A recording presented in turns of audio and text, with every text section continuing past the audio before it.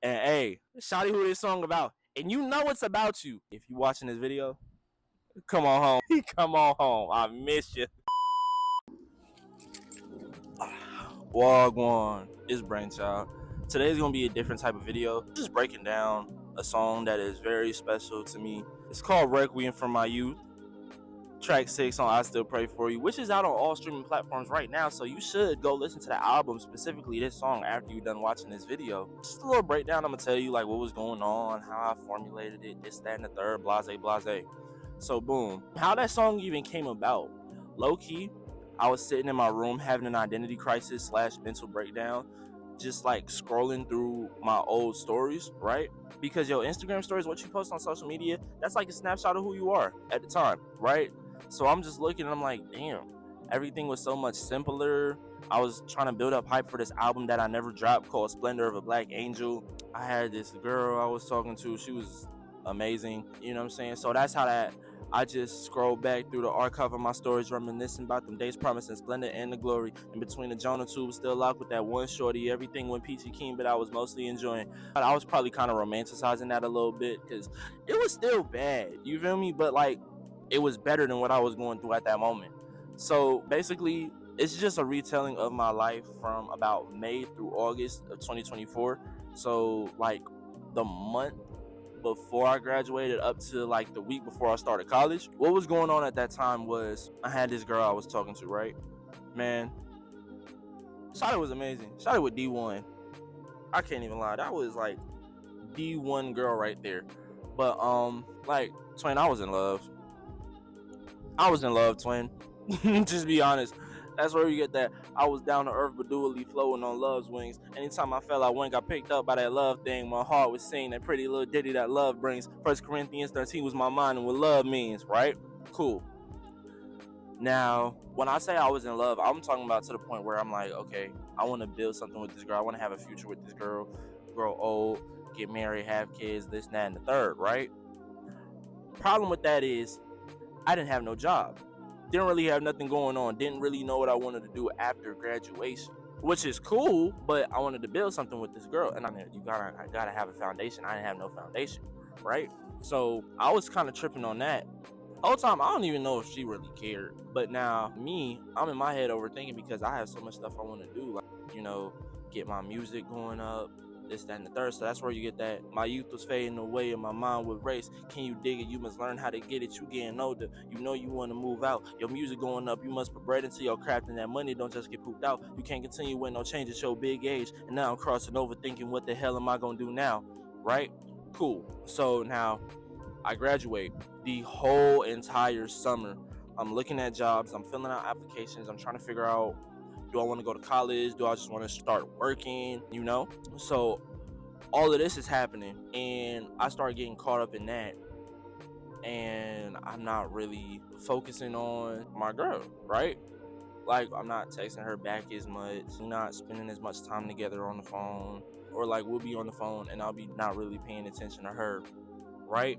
That's kind of where that spent the whole summer searching and still ain't have no job, steady striking with my mom, still stuck on the west side, not in the best state of mind. I'll freely admit to that. My problems took center stage while my lady took the back. I got distant. We didn't talk, we didn't kick it. My words started getting shorter and my tone became dismissive, right? So I'm like, yo, we need to, take a little break. We need to take some time off. That's what I told her, shorty. I'm trying to figure all this stuff. I'm trying to situate all this stuff, blah, blah, blah, blah, blah. She was like, all right, cool. 2-3 weeks go by, we kind of start falling back into our old routine and lovey-dovey and all that, and that's where we at before you know it. And it was cool, but I still ain't have my stuff figured out. So I'm like, wait a minute. That's where that the camel's back broken. I caught her up on the phone like I'm not ready for you and we can't continue on. I got problems glaring at me that I don't see getting solved, and I can't tell you to turn a burning house into a home. That's where that came from, because that's what I told her. I'm not gonna say verbatim, but essentially I called her. You need to woo. Right? She was crying. It hurt. I was crying. I ain't gonna lie to you. I ain't never cried over a girl before. That happened. It was bad. She kind of started moving funny in the group chat. She ended up blocking me. That's shawty crying loud. Then she started moving funny style. Then she blocked me on the 10th and threw our bar in the country mile. Started college on the 12th and I began a sick album, right? And I kid you not, right before shawty blocked me, I got a job, right? Cool. I get a job. I'm making money. Everything is damn near situated. I'm going to college. Shawty blocked me. Cool. Month and a half, 2 months later, I start moving out. This is the crazy thing.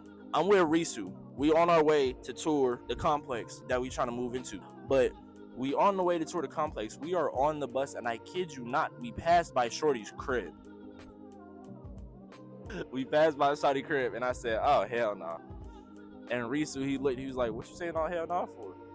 And so I told him. And then I ended up moving. So now I did live like 10 minutes away from Shawty. So that's where I got that. And now I'm on your side of town, and you don't want to see me. I heard him say you low-key hate me, and I do believe it. Cool. Now, that third verse, that was kind of just what was going on in my life at that current moment that I was writing the song, So I had to keep my head on straight. I'm going through a lot. I can't retaliate. Like, I'm feeding other people that I can't really afford to eat. Yada, yada, yada. Singing carols with the worms, getting money, and staying sane are my biggest concerns. Like, that's what was going on in my life, right? Yeah, man. I want to talk about that hook, though, for a little minute. That you know what love is. You know what love is. Being a man and handling your biz. I lifted that straight from The Look of Love, Part 1 by Slum Village. Anybody who knows me, if you've listened to me talk about music for more than like maybe 3 minutes, I'm a huge Jay Dilla fan, right? I take a lot of inspiration from Jay Dilla. You will hear it in the beat. If you listen to the Requiem for a Youth beat and then you go back and you listen to The Look of Love by Slum Village, the remix off of Fantastic Volume 1, you'll hear it. I take a lot of inspiration from Dilla in my beats. I'm a huge Dilla fan. So when I made that beat, it just sounded like something that could have fit right in on Fantastic Volume 1, to me at least. And I'm in the crib, I'm chilling with my boy Kurt, and I'm just like, damn, you know what love is. You know what love is. Being a man and handling your biz. I wasn't going to include that in the song originally because I had already formulated out the song. I had already written the song, right? I wrote the song before I made the beat. It took me like 2-3 days to write that song, which never really happens. And then I made the beat in like 10-15 minutes. Maybe. And it just so happened to work out that, it fit right in with the theme of the song, and then it fit right in with the beat. I'm not mad at it, and I get to pay homage to Dilla. I'm never gonna be mad at that. So wrote the song, recorded it, did the whole thing in one take. So if you listen to the song, you're gonna hear like a bunch of coughing and a bunch of sniffling. It's because I was sick. Like I was sick as hell. But that's Requiem. That's how it happened. That's one of my favorite songs, one of the most important songs to me on that project. And hey, shawty who this song about. And you know it's about you because I'm pretty sure I told you. Hey, if you watching this video, come on home, shawty. Come on home. I miss you.